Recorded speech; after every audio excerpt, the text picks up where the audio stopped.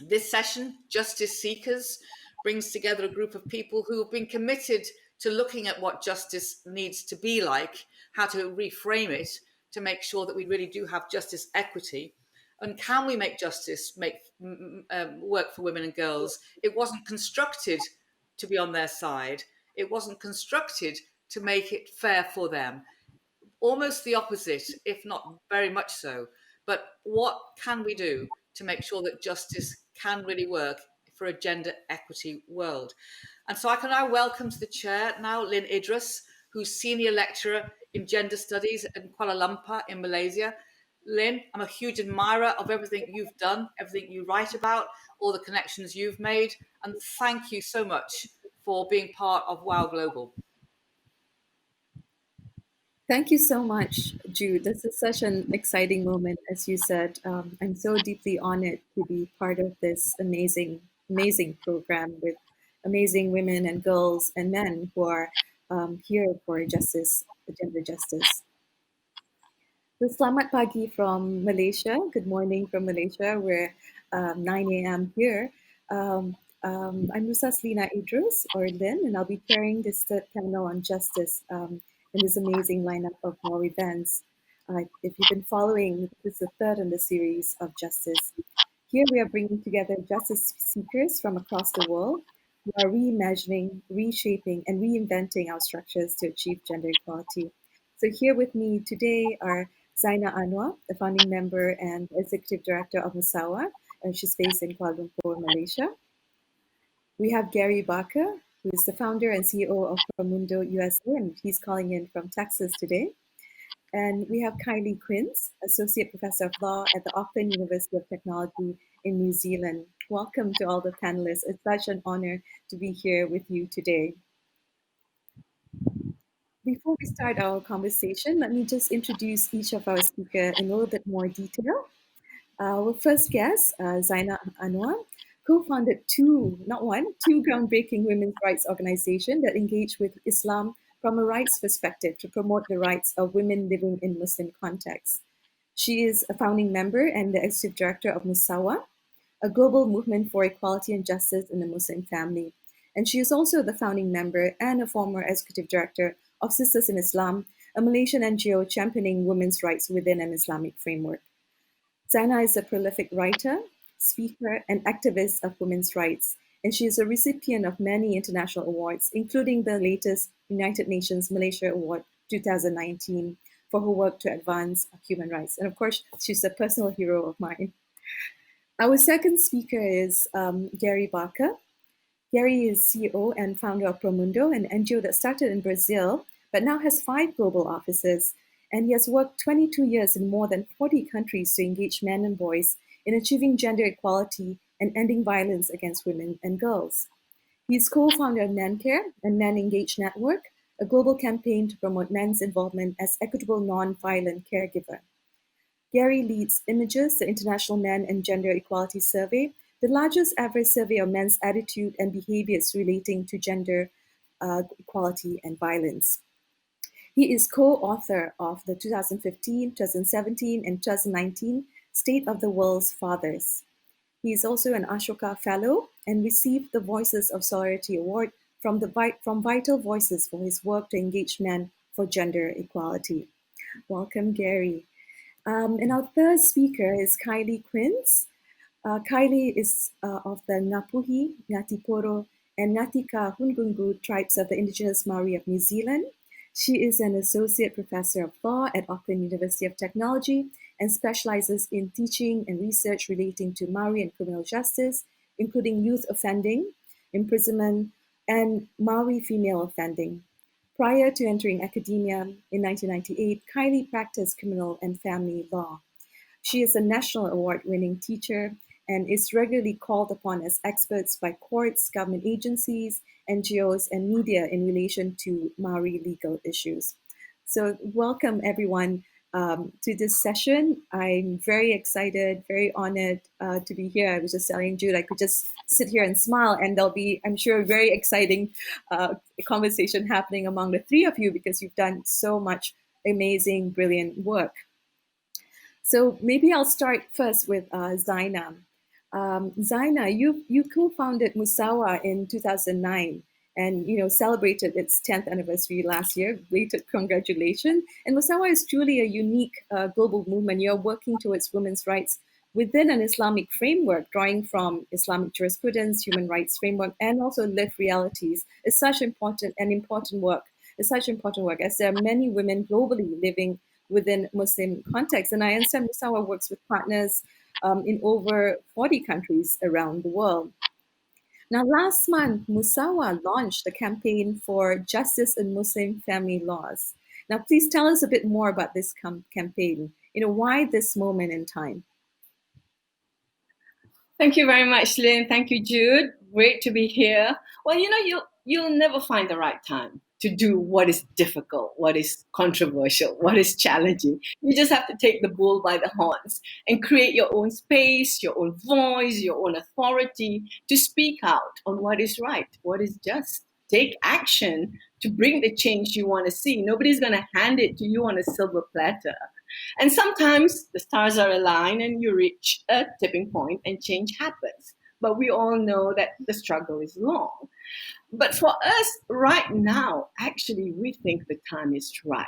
Yeah, I mean, we've been planning for this campaign for 1 year, but the COVID-19 pandemic, the Black Lives Movement have all, dredged up long suppressed, unaddressed, inadequately addressed global problems of inequality on the basis of class, race, and gender. And the killing of George Floyd has ignited this global debate on racism against Blacks, the people of color, discrimination against ethnic minorities.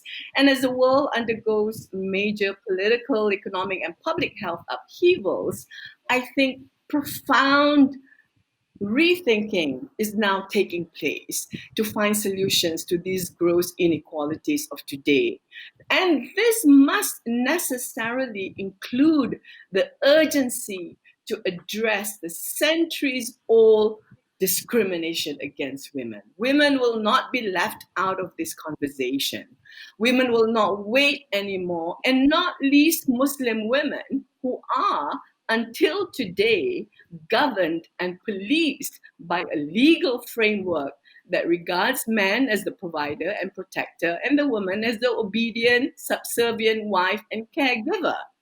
And this privilege and authority in the legal framework given to men is reflected in discriminatory provisions in the Muslim family laws on issues such as age of marriage, polygamy, right to divorce, custody and guardianship of children, inheritance, the whole slew.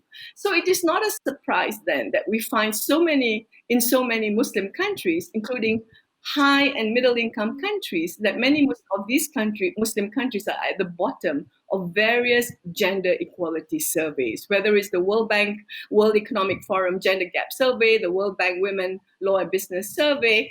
At the bottom 5 countries, at least 20 to 21 of them are Muslim majority countries. And cross-country global research using this data also shows that without equality in the private sphere of the family, there can be no equality for women in the public sphere. And it identified family law reform as the most critical area of legal framework that needs to change to accelerate gender equality for women.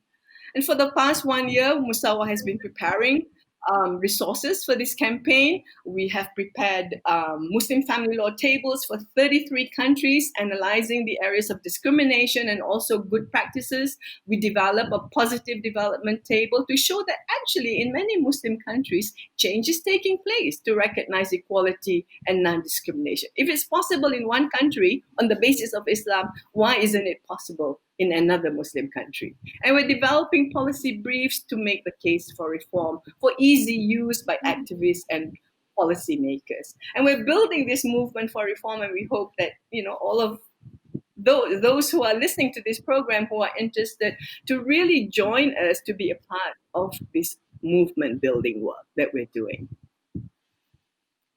Zainah, this can't be an easy task as you're working in conservative Muslim context. Being Muslim women challenging Islamic authorities. What are the challenges and how do you deal with them? The challenges are huge, of course. I mean, I've been in this work for 30 years, first with Sisters in Islam and then at the global level with Musawah. And those men in authority, patriarchal, misogynistic men have not changed. The world is changing and they're still like buried, in their male supremacy ideology.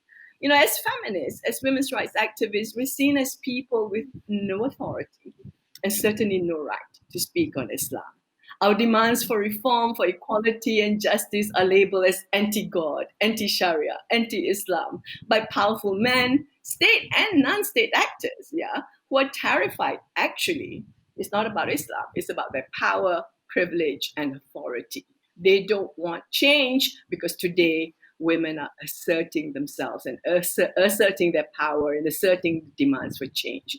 And the work I've been doing, first with Sisters in Islam some 30 years ago and now with Musawah, is really critical to the Muslim world today in dealing with the real challenges we face in the 21st century, not least in ending the ways Islam is used and abused to justify discrimination against women. So how do we do this? First, we're breaking the stranglehold and hegemony that governments, religious authorities, and Islamist non-state actors have, and the claim, over the issue of power and authority in Islam. Who has the right to speak out on Islam?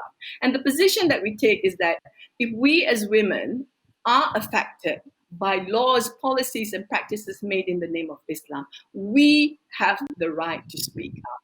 That experience of living within Muslim context give us the authority and the right to speak out, to make our voice heard and taken into consideration in the process of lawmaking. Second, we believe knowledge is power. When you decide to enter the public space and argue for the possibility and necessity of equality and justice in Islam, you will be attacked. That's a guarantee. And as I'm speaking right now, our advocates in the Maldives, in Palestine, are facing these attacks, online trolls demonizing them and attacking them for speaking on Islam. And so, but what Musawah has built is this rich body of knowledge now to argue for the possibility and necessity of equality and justice in the Muslim legal framework, in law, in practice, in policy making. It is possible. What needs to take place is the political will. We need to build the political will. So that's why, third, we are also doing movement building work. Change is not going to happen on a silver platter. It's not going to happen tomorrow. We're dealing with 1,400 years, of patriarchal, laws, practices in the name of Islam. So our campaign for justice and Muslim family laws bring together activists, scholars, you can't do this work without scholars, and policymakers living and working on the rights of women in Muslim contexts in Asia, Africa, and the Arab world. We're building a collective force for change. We're organizing a global network to galvanize support and build momentum towards the urgency of reform of discriminatory Muslim family laws. But of course, it's not just Muslim family laws. All family laws based on custom, on tradition, on religion discriminate against women. So we're also initiating a global campaign for equality in family law that is across all regions, religions, culture, and tradition. So we're looking at customary African laws, in Africa. We're looking at Christian-based family laws as well in the Arab world, and we're looking at other laws, whether it's Hindu laws, Jewish laws, family laws, that discriminate against women. And we really hope to bring everyone together with advocates that we are now organizing. We're building this coalition in Africa, in Latin America, in the Arab world, and with UN Women's support as well, coming together at this very exciting moment to really build the global voice and the global momentum for change. And it's really, for us, it's actually a really exciting time, to create this new normal, to build back better, as everyone is saying, in the midst of all this crisis. These can no longer go unaddressed. We need to speak out and challenge and build the global momentum and global movement for change. Thank you, Zainah. I mean, what you're saying, there's no better time but now. We just can't wait for change to happen, and we need to speak out. We need to empower ourselves with knowledge, and Musawah has been a bastion of information for people who like to learn more. And also, we need to do it together as a form of collective action. Thank you so much, Zainah. I'll come back to you a bit later to find out more about some of these strategies. I'd like to go next to Gary.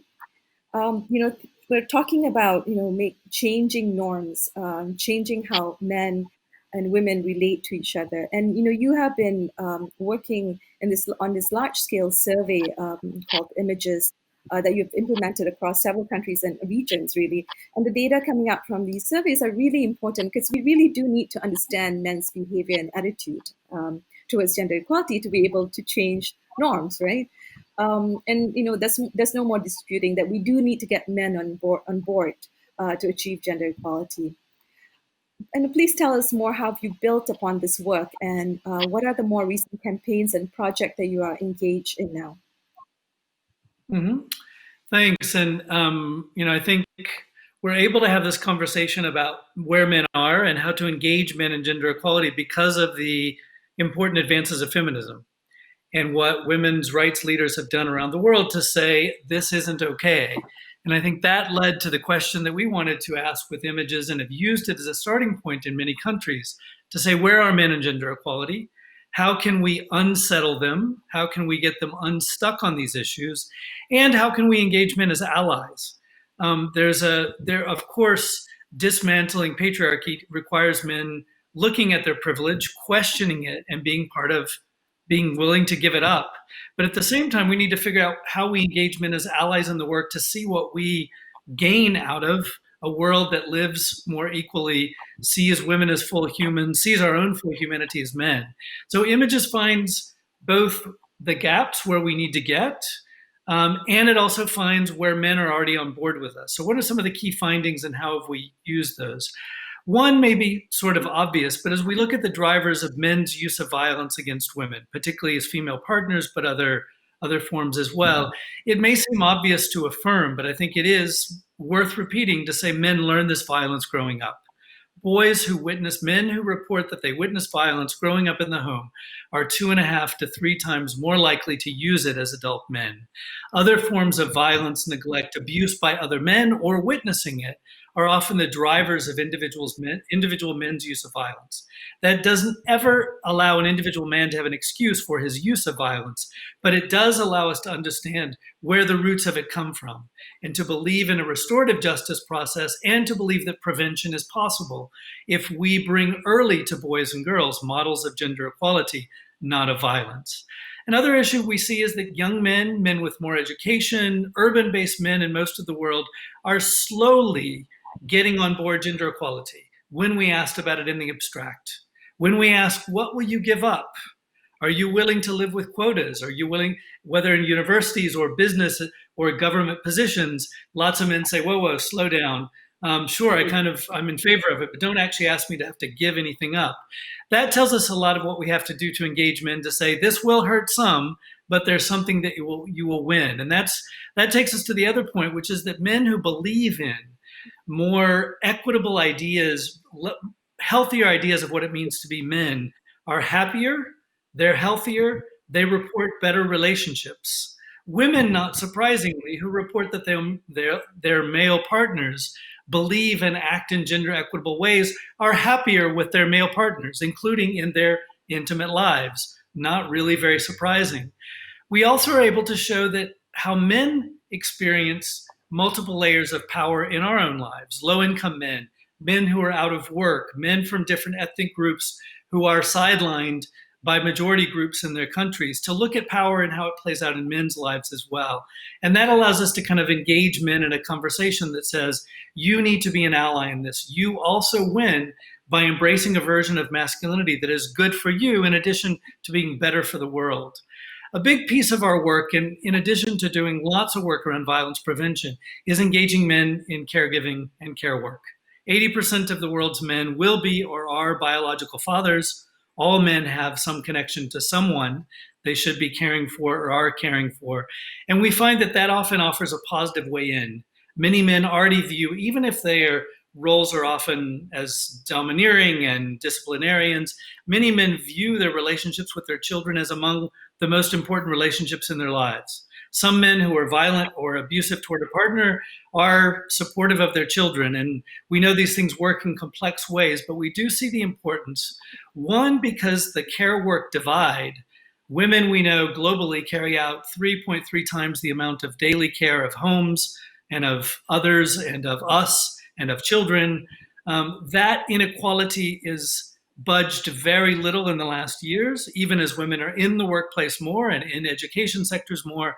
The huge 20% on average gap in women's pay compared to men, women's limited participation in public life is in large part because of that divide of who does the care work.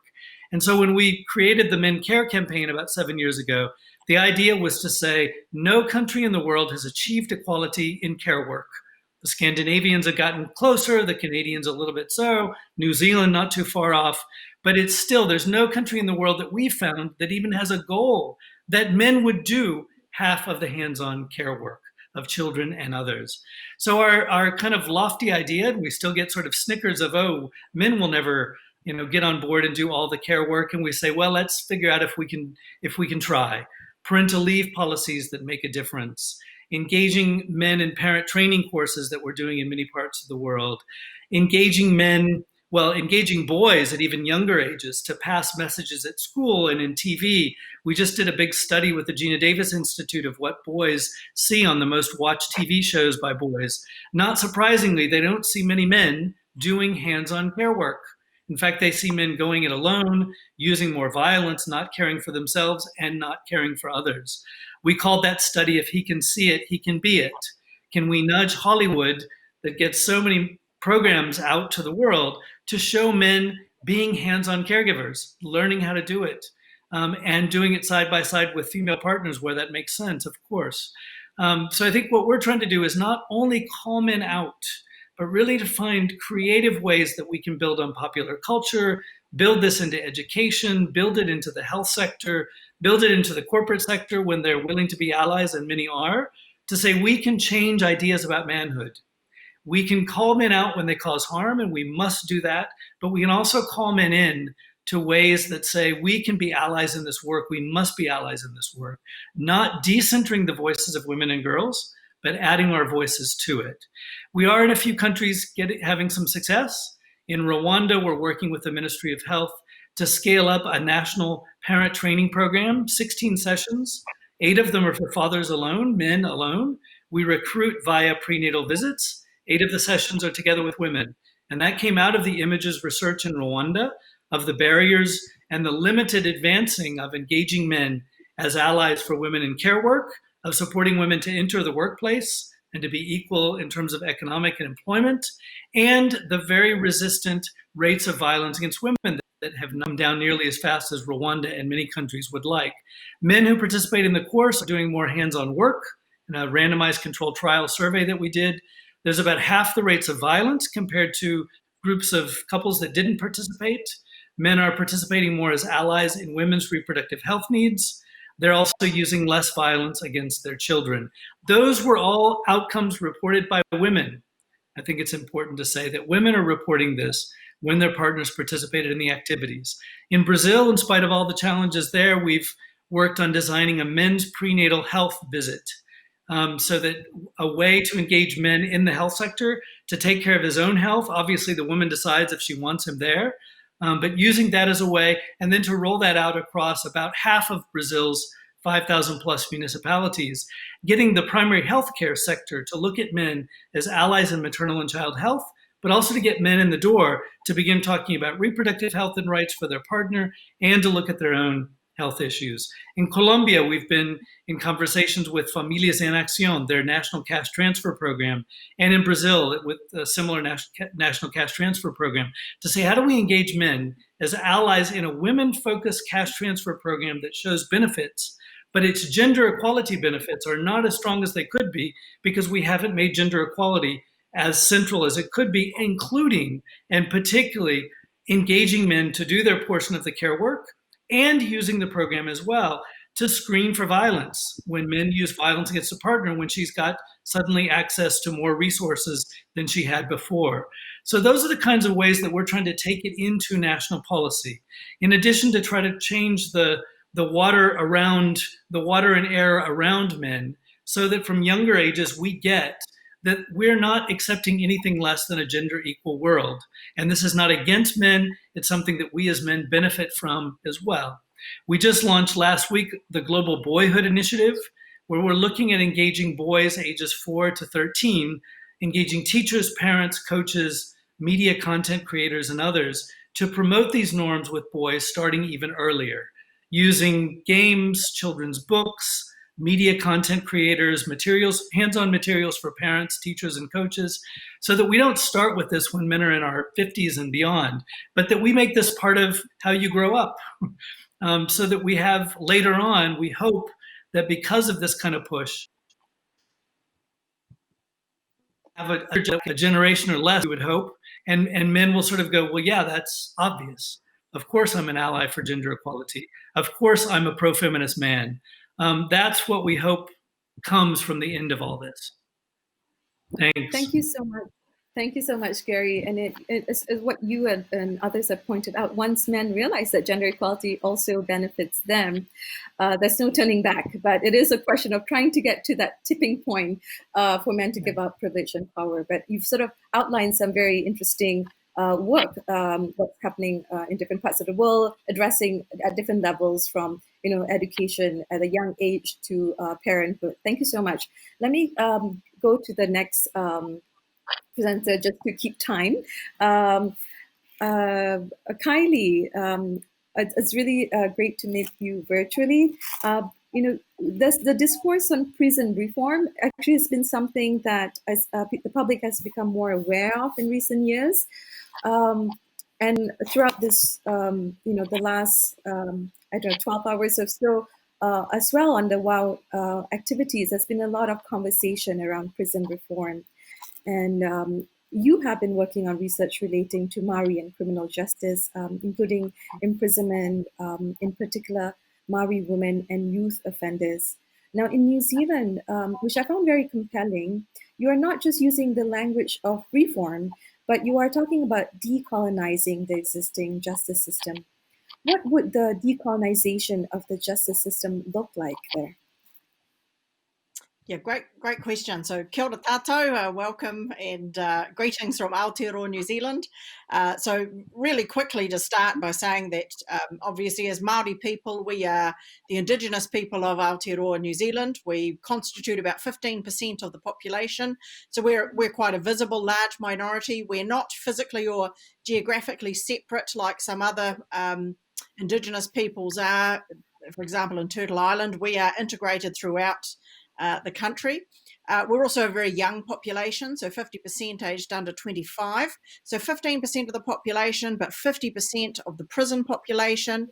I mean, nearly 2/3 to 3/4 of all children in state care removed from families are Māori. So we're at the sharp end of all sort of negative health indicators or indicators of health and well-being, whether it's around justice, education, you name it. We're at the poor end of that. So prison, of course. So the reason for saying that is to say that starting with prison is starting at the wrong end of the problem, of course. So decolonization is to think much more structurally about the systems that bring people to the hard end of the justice system, which is, of course, imprisonment. So, and to think about that, we need to think about the project of colonization, which is an ongoing project, which is, the collective intergenerational trauma of being displaced in your own territory, to have your language, your culture. You talked about, reimagining norms, and it's to think about your norms being disrupted or actively and violently suppressed by the British as colonizers. So, and obviously I'm a lawyer, I work in criminal justice, and we view, of course, law as colonization's enforcer. Laws define families. As you've mentioned already, laws define what offences are and what our responses to offences might be. Laws define notions of property. So a decolonisation agenda is something that disrupts those norms and tells us there are different ways of thinking, being and doing. There are different ways of organising yourself as a society. There are different ways of thinking about social harm and wrongdoing and what we can do about them, ways that don't involve prisons. So we didn't have prisons as a Māori society and culture. So decolonisation agenda is big in the sense that it starts with education of children. And so one of the things that we've found very helpful, I suppose, in recent weeks or the last couple of months, with the impetus provided by the Black Lives Matter movement, has been this idea of it's not enough to be not racist. You need to be anti-racist. And being anti-racist in our community means to actually, describe what those other norms might be. How might you do this differently in a decarceration agenda, for example? And for women and children, it's also particularly important to think about, drivers of crime that involve thinking about welfare. 3/4 of all Māori children are born to a solo mother. So we're thinking about fatherlessness. We're thinking about families that typically involve a mother and her children, who have much lower levels of income, who live in a constant state of uncertainty and precarity around the way that they live. And all of those things are drivers of crime. So overhauling the welfare system is particularly important, thinking about how we arrange our families and support women and children, and how they might also be able to transition safely into new relationships with men. Our welfare system is incredibly punitive to women who attempt to repartner in ways that aren't financially supportive of them. So many, many women, Māori women in our country, are imprisoned, the overwhelming majority of them for non-violent offences, many of them for welfare fraud, many of them for property-related offending. So thinking about different ways that we can respond to that doesn't involve removing mothers from their children. Once mothers are incarcerated, of course, they're placed into state care, and that is an ongoing source of trauma.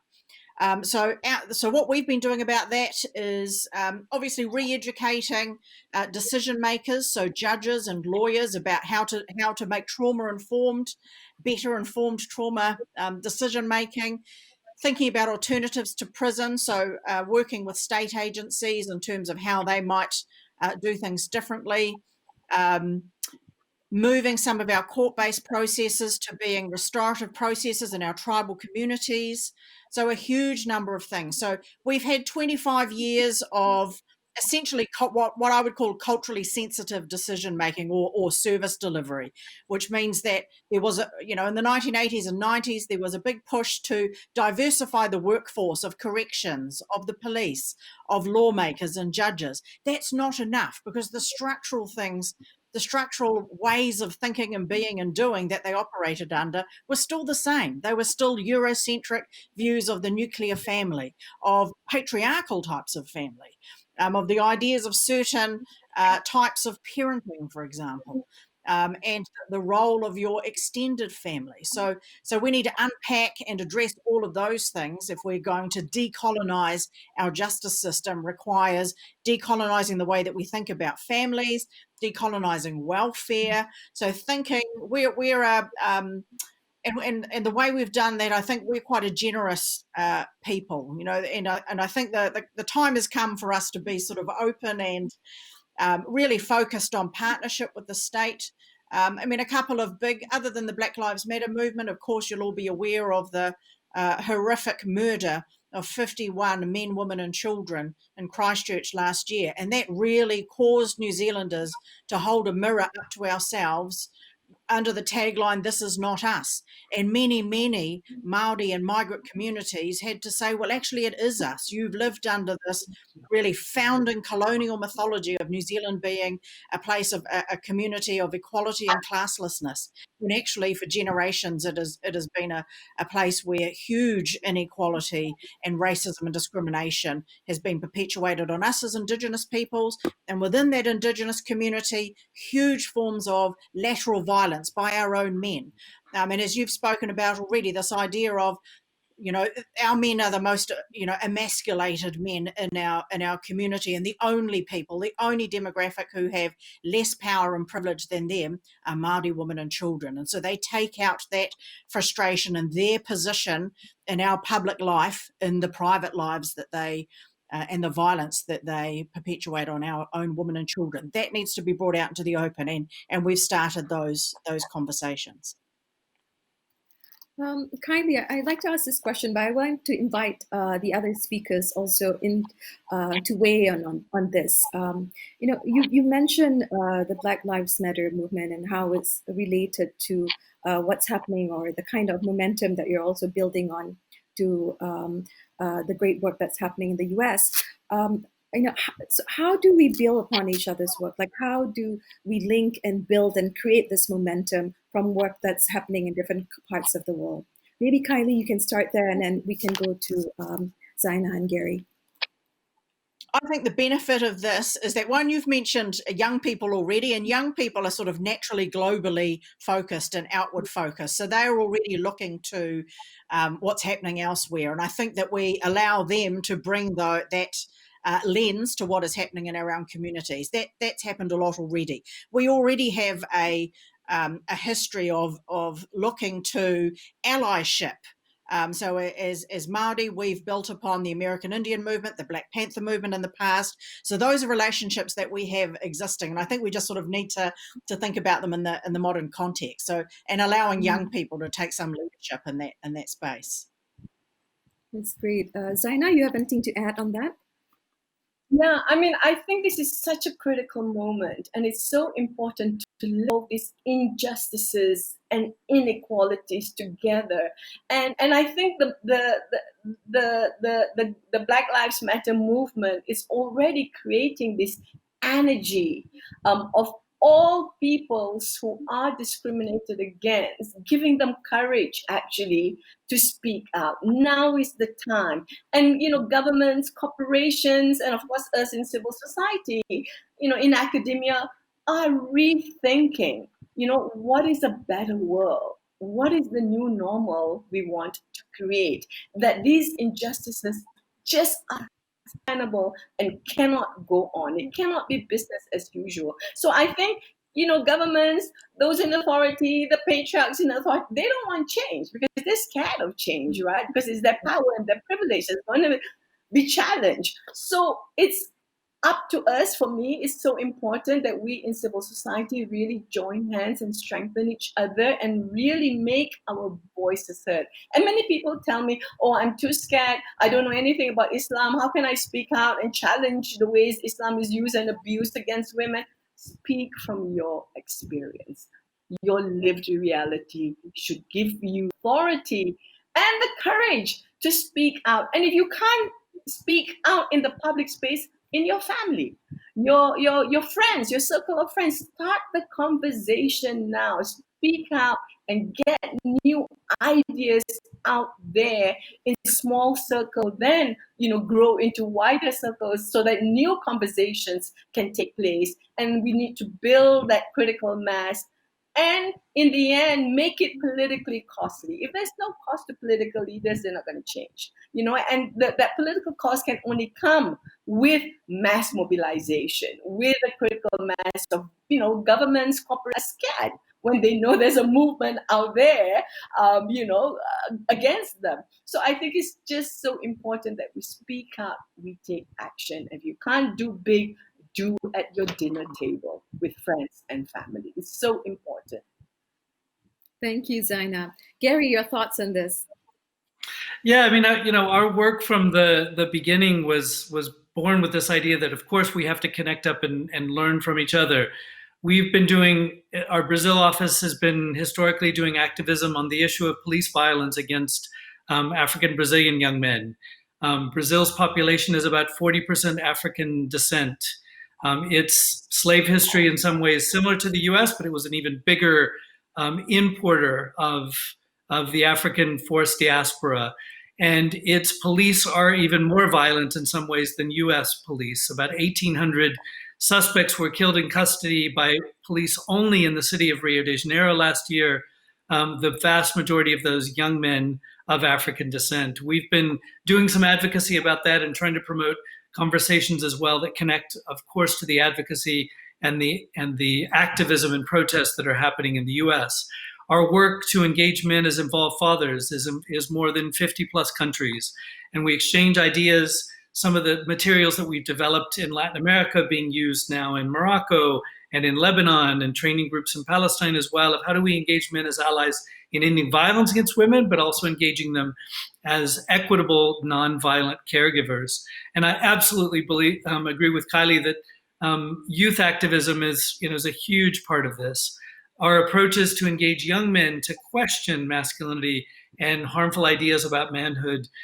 We've put in a set of activities and activism called Manhood 2.0 that came originally out of Latin America, Program H, and for Homens and Hombres in Latin America, of young men, a curriculum developed together with young men and now used in about 35 countries, empowering young men in other settings. Some of our work in post-conflict and trauma, we're bringing some approaches that come from DRC and implementing those in Pittsburgh in communities that have been affected, mostly African-American communities, affected by years of both police violence, a lack of appropriate social services, a lot of the legal system challenges that Khylee, and injustices that Khylee highlighted in New Zealand certainly hold in that setting as well. And where about 50% of young people have witnessed or know someone who has died as a result of homicide.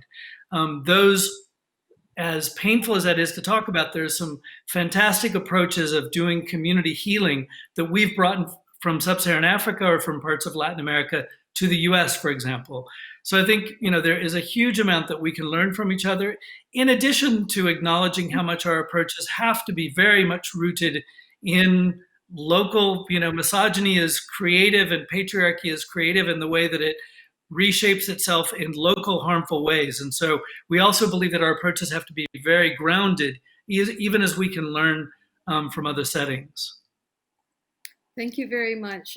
Earlier today, what all of you are speaking to reminded me of a quote that one of the speakers earlier, or last night, I guess, on one of the WOW panels that described this moment. We're in this moment of, there's a lot of upheaval, but it's also a moment of vulnerability and open-heartedness, which I really like that term. And, what you are all speaking to, that this is a moment to build on each other's work, to build bridges and move towards collective action. So I thank all of you very much for the courageous work that you are doing in your respective fields. And, for those who are listening in, who are interested to take action, this is the moment. You can find out more information from all the speakers on their websites, on the pages. And, this is the moment where you can take action in so many different levels. So thank you again to Zainah, Gary, and Khylee for being here and having this conversation today.